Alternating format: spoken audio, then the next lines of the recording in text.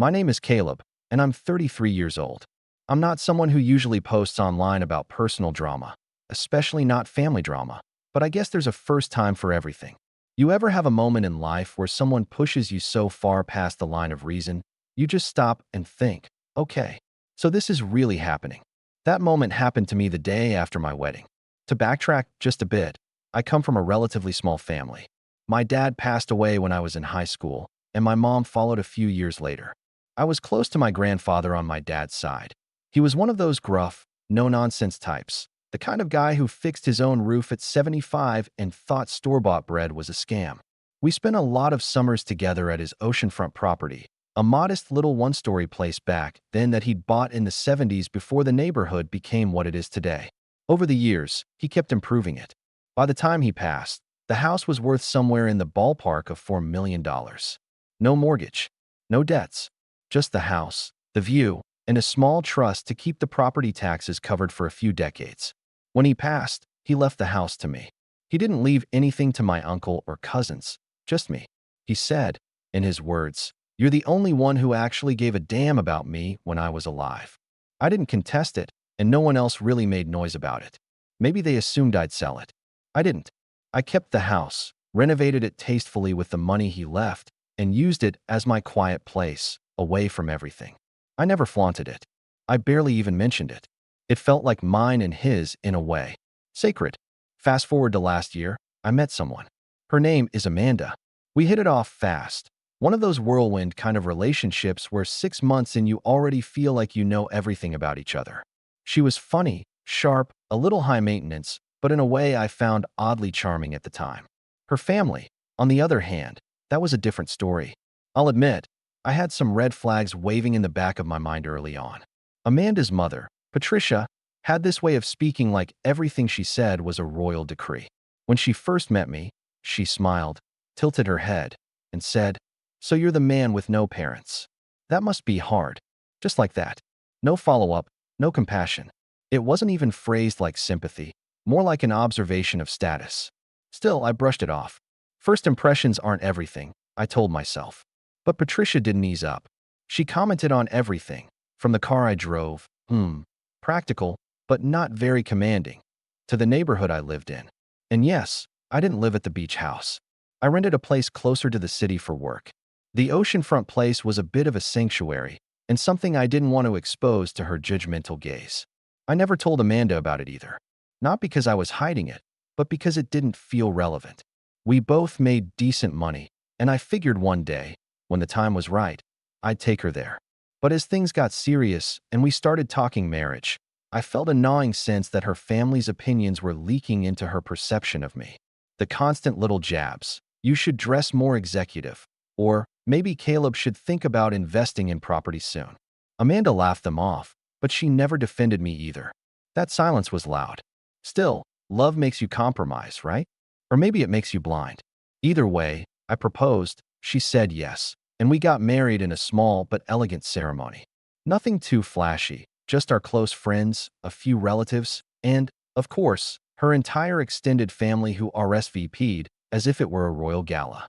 Patricia tried to change the venue twice, claimed the flowers weren't elevated enough, and even asked me a week before the wedding if I'd considered renting a tux that fit better across the shoulders. I kept the peace. I even paid for most of the wedding. Not because they couldn't afford it. They definitely could, but because I didn't want to feel indebted to Patricia. I didn't want to give her the leverage.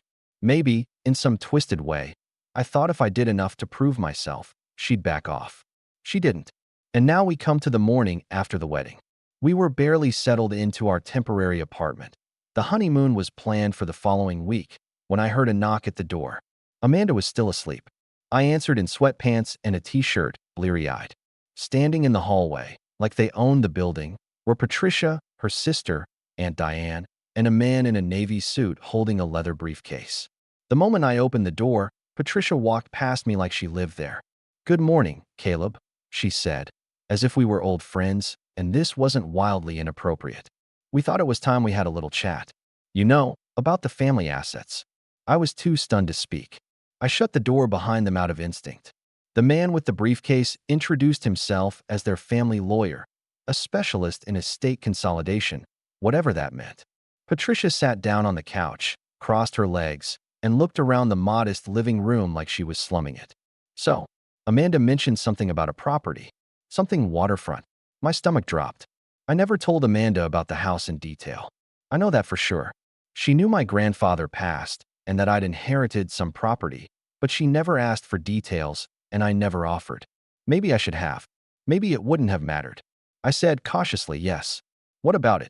Patricia smiled like she was about to announce a promotion. Well, now that you and Amanda are married, we thought it would be appropriate to fold that asset into the family holdings. Amanda has always dreamed of opening a boutique bed and breakfast.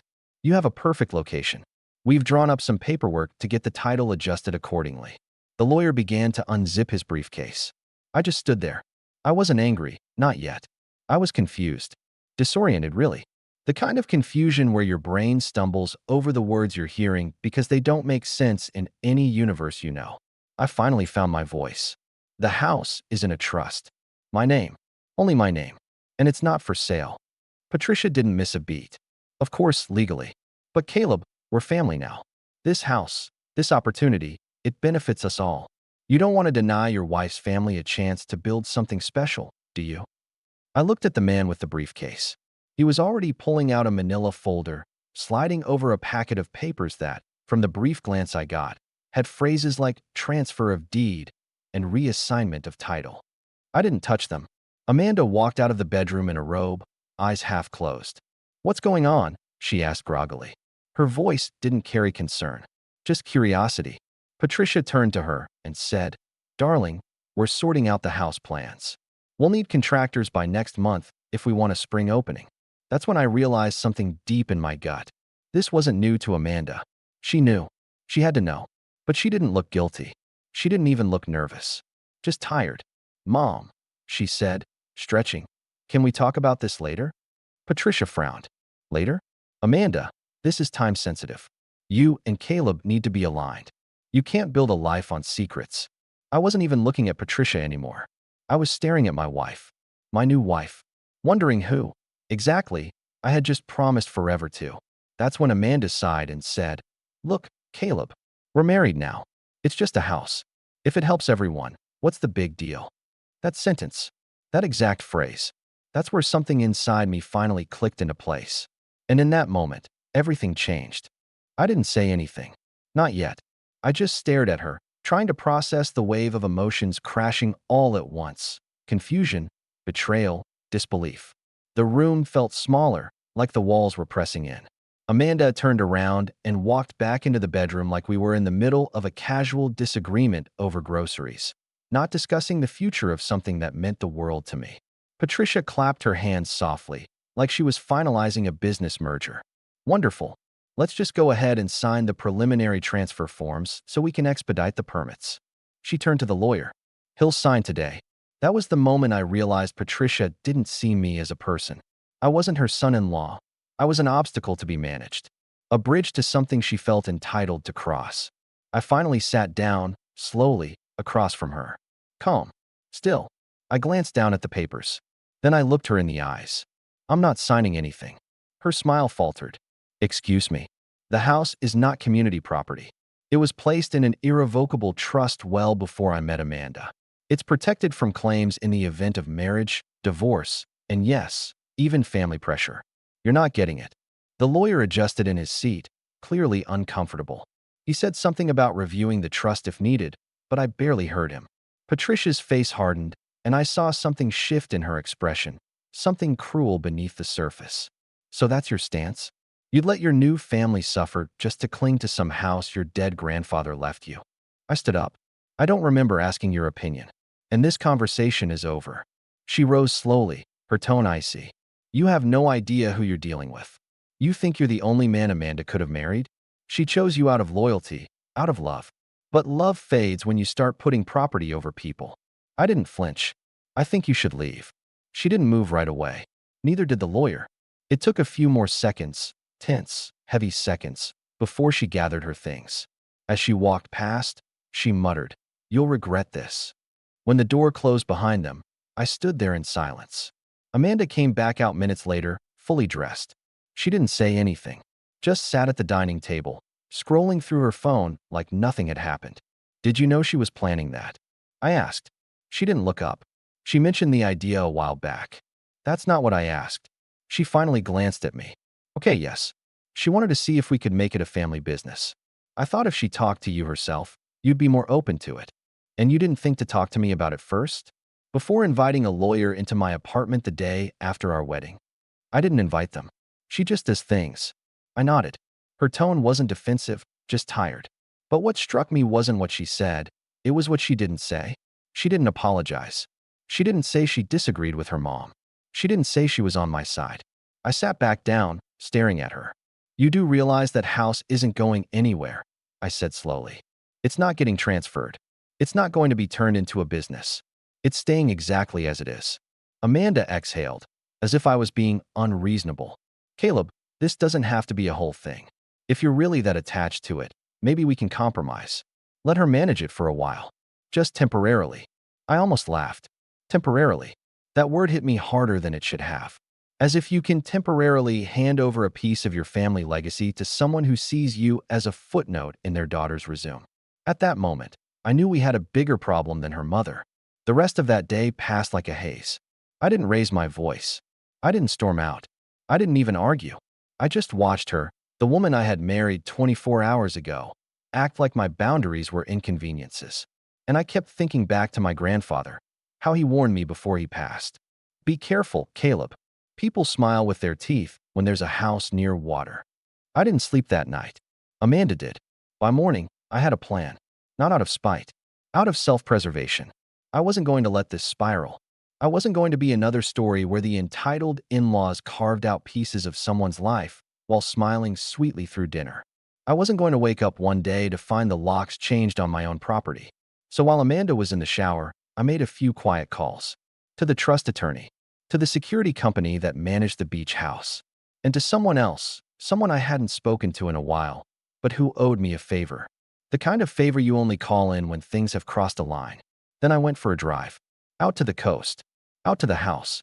When I arrived, the view looked the same as always. But it felt different, like I was seeing it through new eyes. I walked the perimeter, unlocked the front door, and stepped inside. It smelled like salt and old wood and peace. I stood in the living room for a long time, not moving. And that's when I made my decision. They weren't just not getting the house. They were never going to step foot inside it again. But I wasn't going to scream. I wasn't going to fight. I was going to dismantle their plan piece by piece, with every ounce of calm, calculated silence I had left. And by the time they realized what I had done, it would be far, far too late. I didn't go home that night. Instead, I stayed at the beach house. I turned off my phone. I needed time. I needed to be in a place where my thoughts were my own. No buzzing, no guilt tripping, no fake apologies or explanations wrapped in honeyed tones. Just the ocean, the quiet, and me. I stood out on the deck with a blanket wrapped around my shoulders, watching the waves slam into the shore like they had something to say. My grandfather always said the sea had a memory, that it remembered who belonged. That night, I think it remembered me. The next morning, I drove into town and met with Michael Tran, the attorney who'd helped draft my grandfather's trust years ago. Sharp guy. He wore plain clothes and had a voice that didn't waste time. I explained what happened, about the uninvited visit, the lawyer, the family business, and Amanda's reaction. He listened without interruption, only raising an eyebrow once when I mentioned the paperwork they'd tried to slip in. After I finished, he leaned back in his chair. You're safe legally. The house is protected under the trust, and since it was placed prior to the marriage, it's not considered marital property. Not unless you intentionally commingle it. I haven't, I said firmly. Good. But you're in a vulnerable position socially. If your wife and her family push hard enough, they could make your life miserable, even if they can't touch the house. You need to think long-term. I nodded slowly. That's why I'm here. And so we started planning. The first step? Ironclad boundaries. I had Michael amend the trust with an addendum, something my grandfather had included as a suggestion but never filed. It stated that only direct blood descendants of the trust creator had access to the property, and that any third-party use of the home, whether personal or commercial, would trigger a clause locking down access for a minimum of 15 years. Extreme? Maybe, but necessary. Patricia and Amanda had already shown they weren't going to respect polite refusal. The second step? Security. I called up Leo, a longtime friend from college who now ran a boutique private security firm. He specialized in wealthy clients with privacy concerns. A few favors and a hefty invoice later, the beach house was scheduled for a full overhaul, discreet surveillance, electronic gate, biometric locks. The works. Leo didn't ask many questions. Just said, "You expecting trouble?" "Not yet," I replied. "But I like to be early." He nodded. "We'll make sure nobody steps foot on that sand without your say-so." The third step? Paperwork. So much paperwork. I filed for a temporary separation. Not a divorce. Not yet. I didn't want Amanda or Patricia to catch wind of what I was doing. Not until I was ready. But the separation gave me room to move, to breathe, and to legally redirect my assets back into a separate account that only I controlled. No shared credit lines. No joint investments. Every dollar that had my name on it got quietly walked back into my corner. Then I packed up my things from the apartment when Amanda wasn't home. I didn't leave a note. I didn't return her texts. Not yet. Because silence, I was learning, is its own kind of power. 2 days passed before I finally got a knock on the door of the beach house. I didn't answer. I watched from the window as Amanda stood at the gate, squinting at the camera. She had a shopping bag in one hand and a frustrated look on her face. The gate didn't open. She knocked again, then rang the new intercom. "Caleb," she said, her voice echoing through the system. "This is ridiculous. Just let me in. We need to talk." I leaned against the wall and stayed quiet. A few seconds passed. She crossed her arms. "I know you're in there. You can't just ghost me like this. What are you even trying to prove?" Her voice wasn't angry. Not yet. Just annoyed. Like I was the unreasonable one. Then she tried again. "Look, I didn't mean to blindside you. I thought if Mom talked to you, you'd be more open-minded. She's just trying to help." I clenched my jaw. The word help tasted like vinegar.